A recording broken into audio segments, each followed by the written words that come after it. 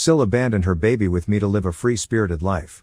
But now she's back with her new fiancé demanding her daughter back, so I showed her these papers and she freaked out. For the past 5 years, I, 32F, have been raising my husband's, 32M, niece Abby alongside my own children, as our daughter. And now, all of a sudden, my sister-in-law Riley, 25F, is back and wants me to give up custody of her so she can have her daughter back and complete her family.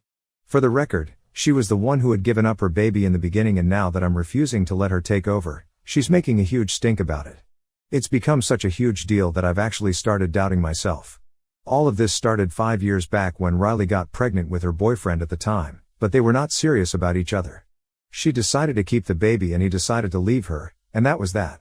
Since my husband and I are not particularly close with her, we were not really invested in the pregnancy.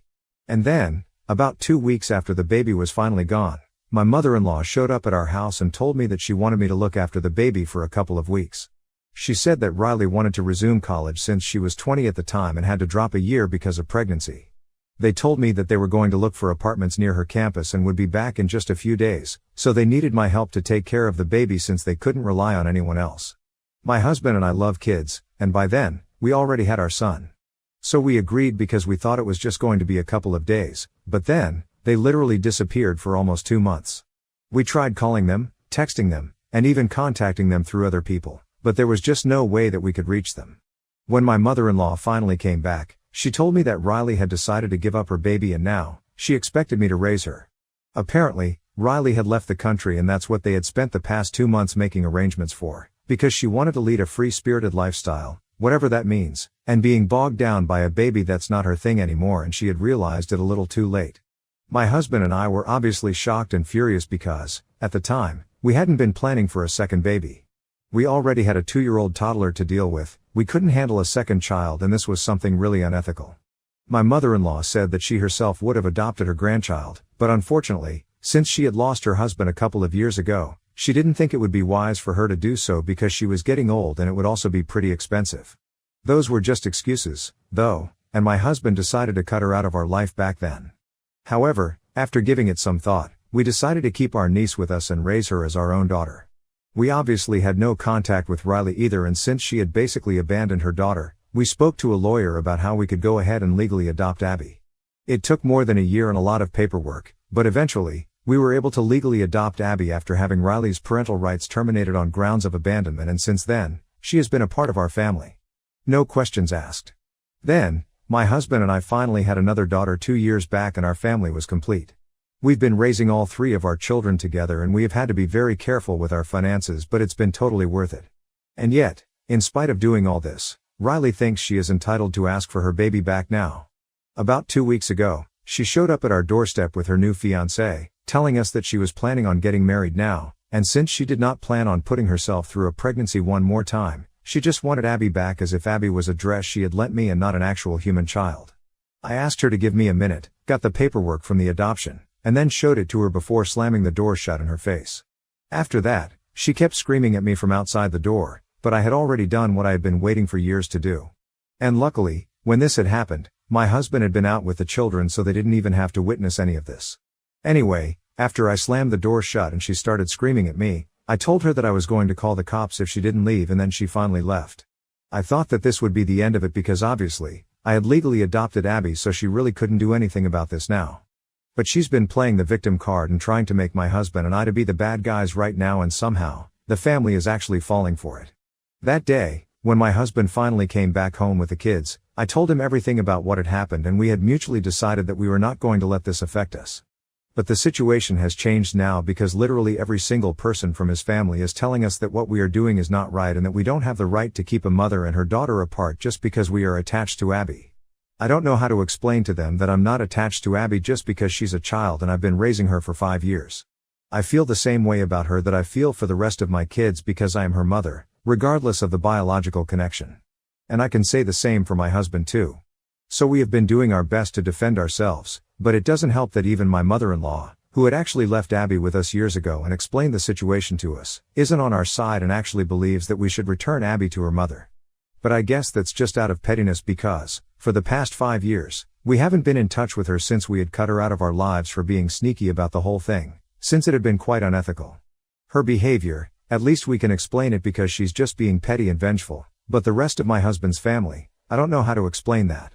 The messages have been pouring in since last week after Riley made a post about the incident. In the post, she said that she had made a mistake 5 years ago by abandoning her daughter, but now that she wants to rectify that mistake, we are not allowing her to do so, and are keeping her away from her own daughter. The tone of the post had been pretty emotional, and I don't know how, but she managed to dupe people into believing that she was the victim here. And since then, my husband's family hasn't wasted a single day. They've been calling us all sorts of names, telling us that what we are doing is ruthless, and that we are destroying Abby's life.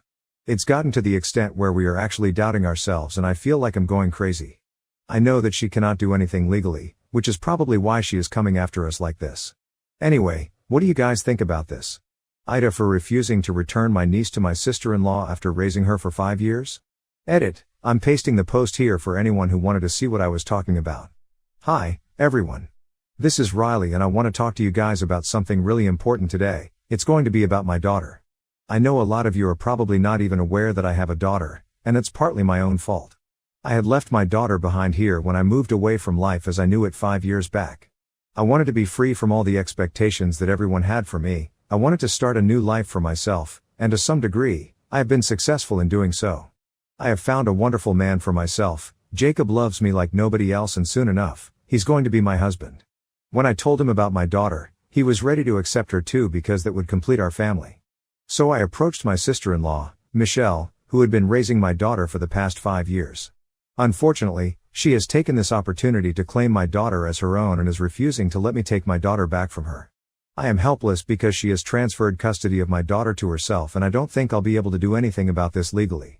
So I need all the help and support I can get from everyone here to bring my baby back home.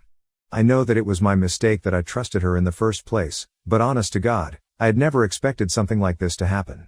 I had thought that she was just going to take care of my baby in my absence, and whenever I was ready, I would get to be a mother to my child again. But that chance has been taken away from me, and I can't even begin to explain how much it hurts. Please support me here. You guys have no idea how much it'll mean to me. Thank you so much. Please get my baby back home. Update 1. Hi, thank you so much to everybody who responded to my post. I have been driving myself crazy by overthinking what's going on, but after reading through the comments, I realized that I was actually being crazy by entertaining these people. There is obviously something very wrong with my husband's family, and it was stupid of us to care about what they were saying. Whatever they say, it doesn't matter because they don't have a legal leg to stand on. The facts remain that my sister-in-law had abandoned her baby, which is why we ended up adopting Abby. If she had been involved in her life, I don't even think the courts would have allowed this to happen.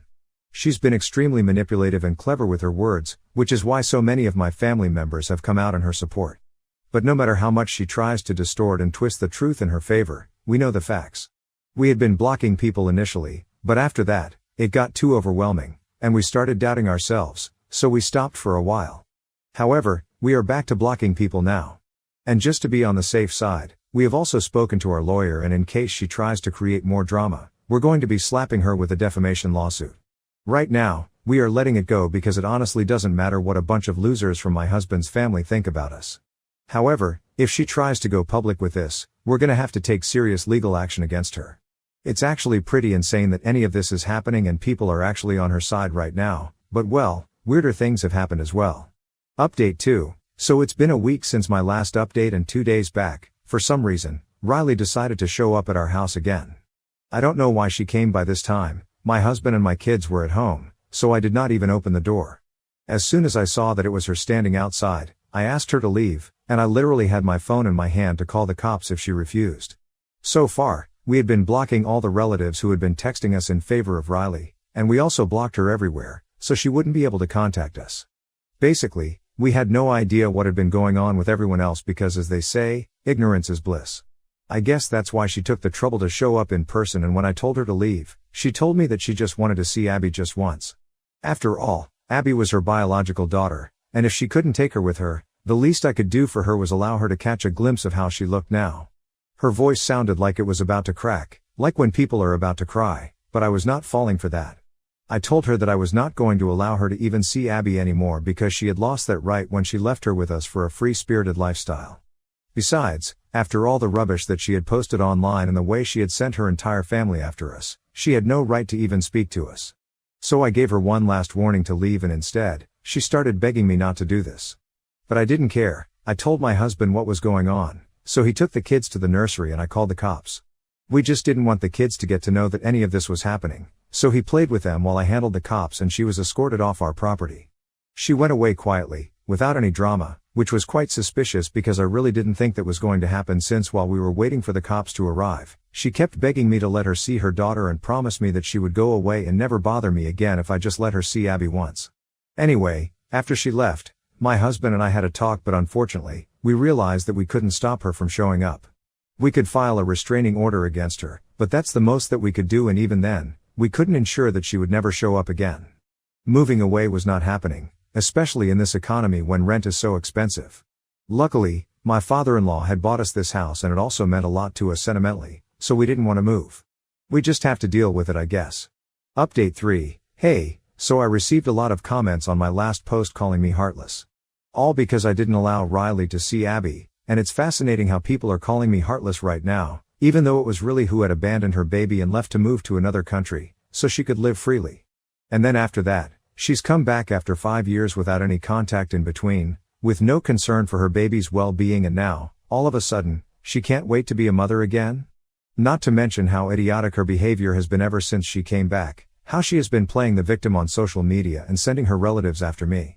It's really difficult to feel sorry for somebody like that, and I really don't feel sorry for her at all. Besides, I had thought of all the possibilities and after that, I had declined. The biggest thing that I have been worried about is that she might have blurted something out in front of Abby and then, I would have to explain to a 5-year-old things that she has no business knowing at the moment. It's just not necessary to create all the drama, and that's why I asked her to leave. I don't think I'm the heartless one here at all, and whoever left those comments really needs to reevaluate what they think. Anyway, now that that is out of the way, I want to talk about what happened recently. And I think after hearing me out, whoever had been calling me heartless for not letting Riley see Abby will change their mind too, because she's obviously unstable. Last week, I refused to let her see Abby, and a couple of days ago, she decided to take matters into her own hands and started stalking us. At first, neither my husband nor I were suspicious, but then, we started noticing that every time we would go out, there was the same car trailing us all the time. It didn't take much for us to figure out that it must have been Riley, and a couple of days later, we decided to confront her. We pulled over while she was driving behind, went to her car, and demanded that she come out, and when she did, I read her the riot act in the middle of the street. I didn't even care about who was watching us. I just wanted her to know that what she was doing was messed up and that I was going to file a restraining order against her because she was unstable and obviously did not deserve to be around Abby. She was quiet for the first couple of minutes, but when I told her that she did not deserve to be around Abby, she started yelling back at me and told me that she was going to make sure that she took custody of her daughter away from me. She was really getting on my nerves, so I called her psychotic and told her to get off our backs. And then, she slapped me, and it happened so suddenly that I didn't even see it coming. After she slapped me, she immediately started apologizing to me with tears in her eyes, but I was done. Physical violence was where I drew the line, and add to that the stalking, the constant harassment, and everything else. I knew that I had to speak to a lawyer. My husband and I were obviously pretty shocked, and we were headed to the grocery store at the time, but we didn't end up going. We headed back home, and even when we were getting back into our car, she followed us to the car and was begging for forgiveness all that while. Eventually, my husband had to tell her that if she tried to follow us back home, he would make sure that she faced some terrible consequences. So she didn't follow us back, and when we got home, I immediately called my lawyer up and explained everything to him. Once that was done, he reassured us that he would be preparing the paperwork to file a restraining order against her. Just be on the safe side, he also told us to report Riley and press charges against her. So a couple of minutes later, after speaking to our lawyer, we called the cops and explained everything to them, and since it was just a slap, my husband and I had thought that she would be let off with a warning. But then, when we told them about the stalking and everything, they decided to press charges against her. So that's definitely going to come in handy when we are trying to get that restraining order.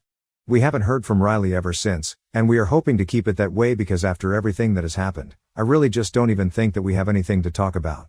We never did in the first place, but until now, we had been trying to keep things civil.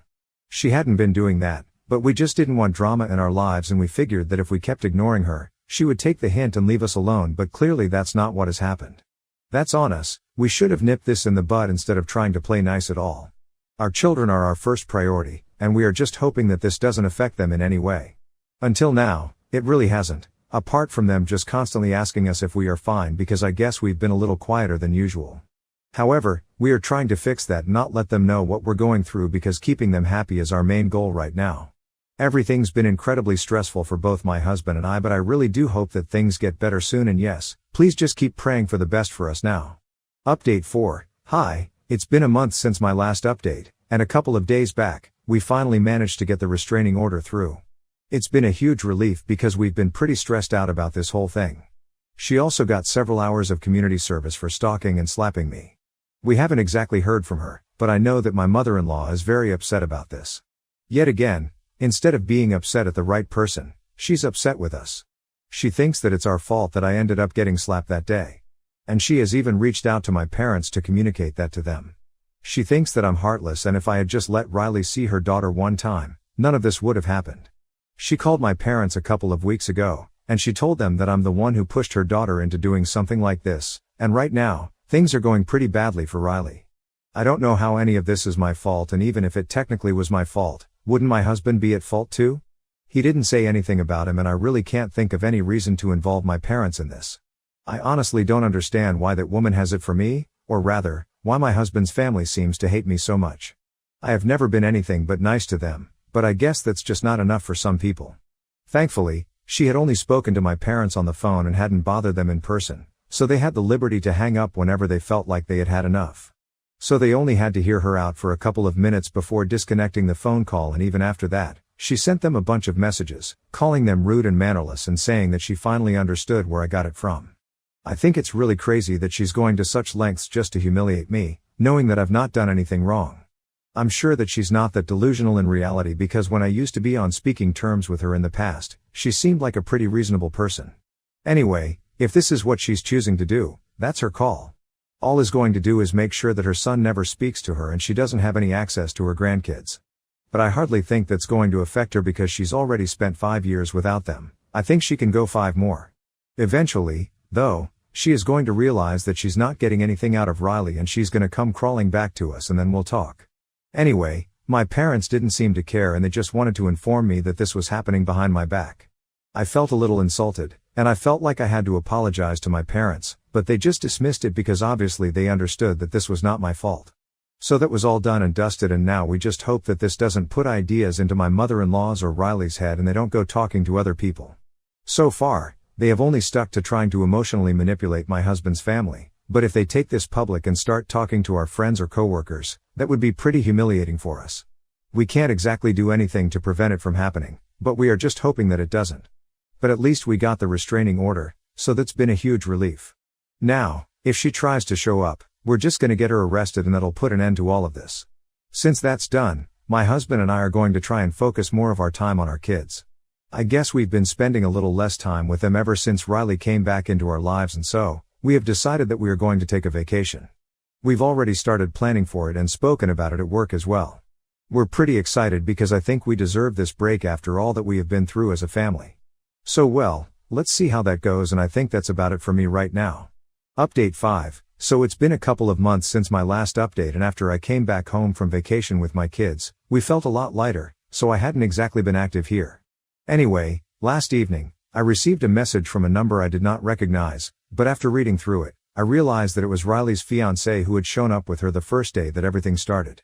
I was truly very confused as to why he was texting me, but then, I read his message and well, long story short, he dumped Riley and he just wanted to text and apologize to us. It was actually Riley who had shared my contact info with him at first because she wanted him to text me when I had blocked her, but he thought that it would be taking it too far, so he never did. Up until recently, he had been sympathizing with Riley because he thought that I was wrong, but there had always been a little doubt about it in his mind. And I don't know what changed all of a sudden because he didn't mention anything in his message, but he said that recently, he had had the realization that Riley was the one who was wrong here and he didn't want to be a part of something so messed up anymore. So he had to dump her and he was moving back to his hometown in a couple of days, but before that, he just wanted to apologize to me for all the inconvenience that Riley had caused me. It was actually pretty sweet of him because I didn't think that he had been part of any of this, as far as I knew, but he was literally just apologizing for not standing up for me and doing the right thing. I showed it to my husband and he was pretty surprised about it as well, but then, we just told him that it was fine and wished him all the best, and that was it. Then, this morning, we heard from a couple of friends that Riley had been crying about this on social media. Apparently, she had posted a video, saying that she had been dumped by her fiancé who had been with her for the past 3 years and it was all my fault. Again, I don't understand how any of this is my fault, but I guess this is just how she and her mother roll. Whatever goes wrong in their lives, just blame me for it. Whatever, that video was obviously posted so people would sympathize with her and give her attention, and they did end up doing so because our friend told us that the comment section was full of people hating on me and telling Riley that she deserved better. They were painting her to be some tragic figure who had been through so much, but well, I guess we also know the truth about her. Anyway, it doesn't matter because she's getting all her karma right now. Update 6. My last update was just a couple of weeks back and I didn't think I'd be back here so soon, but what I found out is hilarious. Our friends told us that right now, Riley and my mother-in-law are having a very public fight on social media. Apparently, after Riley was dumped, she chose to blame her mother too in one of her videos.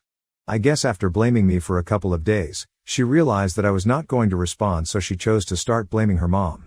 She claimed that apparently her mother was the one who had made her give up her baby to me, and now, she was equally at fault for the situation at hand. Her fiancé leaving her is apparently everybody else's fault now, and it's hilarious how she's dodging accountability. I guess she is in denial right now. But she can't run away from the truth forever. Someday she'll have to accept her own faults. Until then, though, she can definitely go on blaming her mom for everything because the way they are fighting online right now is hilarious.